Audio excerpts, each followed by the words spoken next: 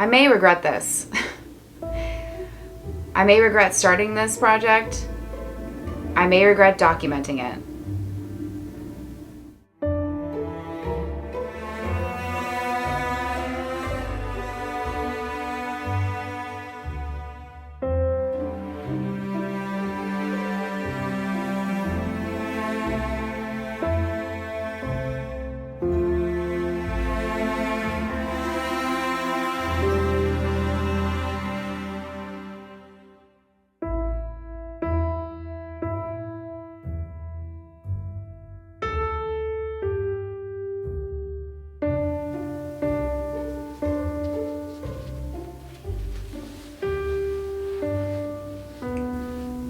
Have started a new project, and it's one that has quite literally been haunting me for a really, really long time. At the start of the year, I had jotted down on a post-it note that I wanted to try doing haunted houses for the month of October for an October art challenge, kind of like my daily drawing in ink.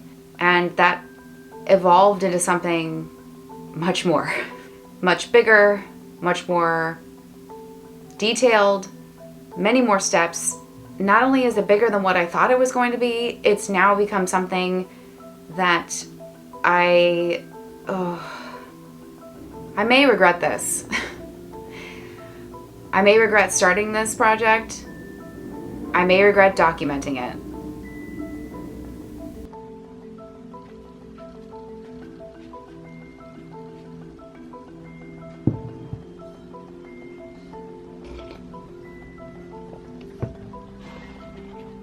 I've started this thing while I have 1,000 other things going on, but I cannot get it out of my head. It's not even that I feel particularly passionate about it, it's just that there's something inside of me, almost like it's trying to claw its way out. So I'm chasing after that feeling, and I don't know where it's going to lead me, and just how much of this it's going to be. What started as a simple idea to just ink or illustrate 31 different houses, spooky houses, has now transformed into what I'm calling the Occupied Oracle. Essentially what I want to do is illustrate every day, or ink every day, or for a day, each day in October, a famous house from horror. A famous house, a building, a structure, something that is occupied. And when I first thought of this idea, I thought that it was just going to be inking little houses. But as I began to make the list of things that I wanted to reference from different horror films, the list grew and grew.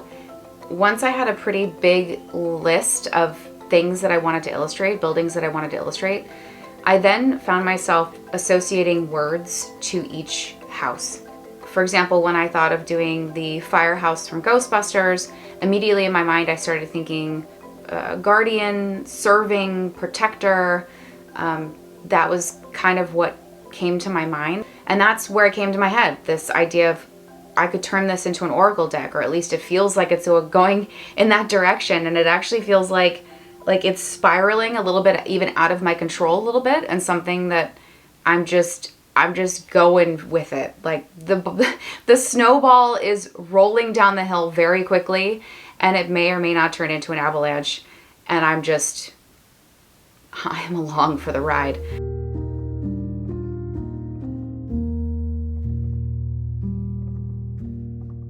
Once I kind of pinned down my list of potential buildings that I wanted to draw, I quickly realized I really needed to figure out what the process was going to be. Although I'm sort of cheating in a sense that this is my October project, that has become almost a bit of a distant memory, and now that this is just a project purely on its own that is going to take me a long time, but I'm trying to enforce a deadline on. I wanted to create a couple of sample cards first before I truly committed to 31 cards or a full deck or what have you. After a bit of sketching and kind of pinning down a couple of initial houses, I ended up working kind of on two things at once. The first part was building up a background. A big part of figuring that out was what it was going to look like, how intricate could I be with the ink illustration I was going to put on top, the scale, the substrate, all of that. Once I kind of figured out what size I was going to be working on, I then started to kind of create some initial layers, background layers for the cards. The backgrounds are proving to be actually the challenging part for me, because inside I function as a more is more kind of artist, and I want to put tons of stuff into my backgrounds. But knowing that these illustrations are going to be as detailed as they are, I have to sort of rein myself back on the backgrounds. And I stumbled into that quite a bit, where I kept reworking things, or I would start to work on a background for maybe one card. I didn't like the direction of it or didn't fit the vibes, and then I quickly changed it for another one. It was a lot of moving around, and it's at that point that I realized that this was not going to be as simple as create 31 backgrounds, then create the 31 illustrations that I just stick on top. This was going to have to be something that I'm bouncing between the two. I need to be sketching the houses, sort of getting them closer to the final illustration, and also creating the backgrounds all at the same time. This is kind of what shifted it from being a inky 31-day challenge to now a larger project that is a beast of its own. The first two houses that I ended up moving forward with as far as creating finished cards was the Ghostbusters Firehouse and the Schoolhouse from the film The Birds. The Ghostbusters Firehouse oddly came together really quickly. It was a sketch that I really loved. I loved the way that the house looked. It was also the first sketch that I realized I needed to include some little element that was a call back to the film without directly putting it in. I need to be vague in a certain extent on a lot of these illustrations and making them my own. So I'm not going to be putting the Ghostbusters logo on the front of the building like you see on the film, but maybe it's just a few small little ghosts that are floating out of windows to hint that that's indeed what it is. I knew that I needed to have those little elements to basically tell the viewer that's looking at it, yes, that is the film or the TV show or whatever that I'm thinking of. Look at this that's hidden inside the image. So that illustration came together really quickly. I had those really great takeaways once I kind of pinned that down. And even the background came together pretty quickly, as far as I knew what kind of color palettes I was going to use. I had the right combination of ephemera. I feel like I didn't go too crazy with the background as far as adding extra things in. That particular card just came together pretty smoothly. And I was hoping, okay, maybe because there's so many layers and so many steps to this process that they'll all be like this. All of the cards will come together in this way. And I quickly realized that was not going to be the situation as I started to work on the other one. Mind you, I'm working on a bunch at the same time. So as I'm sketching houses, I have some that I'm already starting to ink for kind of testing. I have basic backgrounds made. I have more complicated backgrounds. But I knew I had to get a couple that were like pretty close to being done before I could really say like, yes, this is what I'm doing. I'm committing to this. Here we go. The next card I decided to work on was the Schoolhouse from Birds. It's one of my favorite films. It's probably my favorite Hitchcock movie. It reminds me of a lot of other things too, because it was a film that I watched when I was pretty young, and I associate watching it with my mom. And I loved it so much so that actually when I was in 6th grade, I dressed up as Tippi Hedren from The Birds and had the crows all over me pecking my face. No one at school knew who or what the heck I was, except for a few teachers that recognized it and commended my knowledge of that film in 6th grade. It's a film that's very, like, it's in my top 25 favorite films. It's a film that I associate with my mom, watching that in our dining room on the couch with her.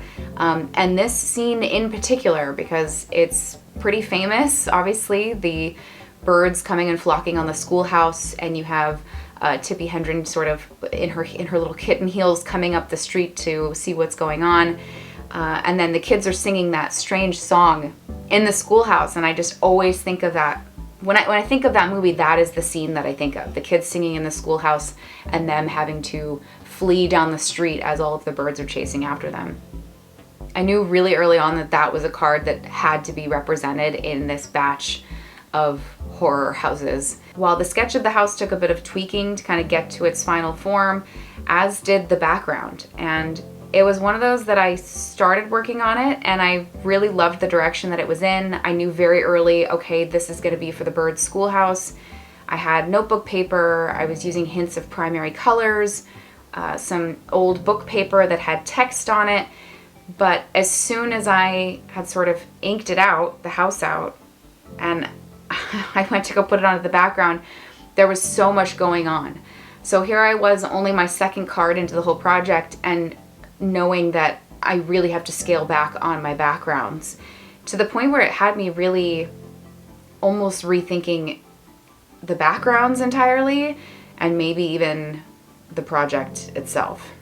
After a bit of adjusting, revamping, moving things around, putting some new pieces down, I was able to kind of get the card to where I wanted it to be. I do think it works. It still feels a bit busy for me, but I think I've been staring at it for too long. I think it's a good reminder for me too to just be bouncing between a lot of different cards at once. I think it helps sort of keep it fresh. When I was looking at this project from kind of a bird's eye view, I thought that I would just be able to knock them out one at a time, or I don't know. I thought that the batch work would be in sort of doing the backgrounds and then sketching all the houses and then just melding them together, but that's not going to be the situation at all. This is going to be a much more in-depth ordeal, I think. Having had at least those two cards sort of somewhat finished, I feel good about it, and I think that is the direction that I'm going to continue to work in. I'm just going to tackle chunks of this as I go along. The one good thing is that the project is very different from that of, say, my tarot card project. The tarot cards, there's a certain level of mental weight for me when I work on that, because there's a lot of symbolism and meaning and making sure that I represent certain things right, and that has sort of it's just a heavier project. With these, I can be a little bit more playful in that I'm really just working towards a theme. I have the house pinned down, and then it's just what are the colors, the textures, the details in the illustration that fits the theme or vibe of that particular film, really. So in that sense, it's really fun. And although I've had a couple of speed bumps initially here, and I know that there's going to be more along the way, so far it has proven to be a fun and entertaining project that I'm sort of having an out-of-body experience with, and that it's hit me like a truck and I just can't seem to stop.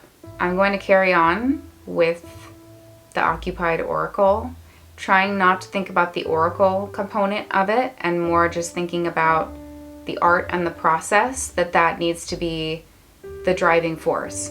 It's about building up the backgrounds and creating the illustrations of each structure and finding that happy marriage where those two worlds meet. We'll see what's next, but my goal is to have it done by Halloween, which feels like a really lofty, potentially unattainable goal, but I'm gonna do my best. This is the Occupied Oracle.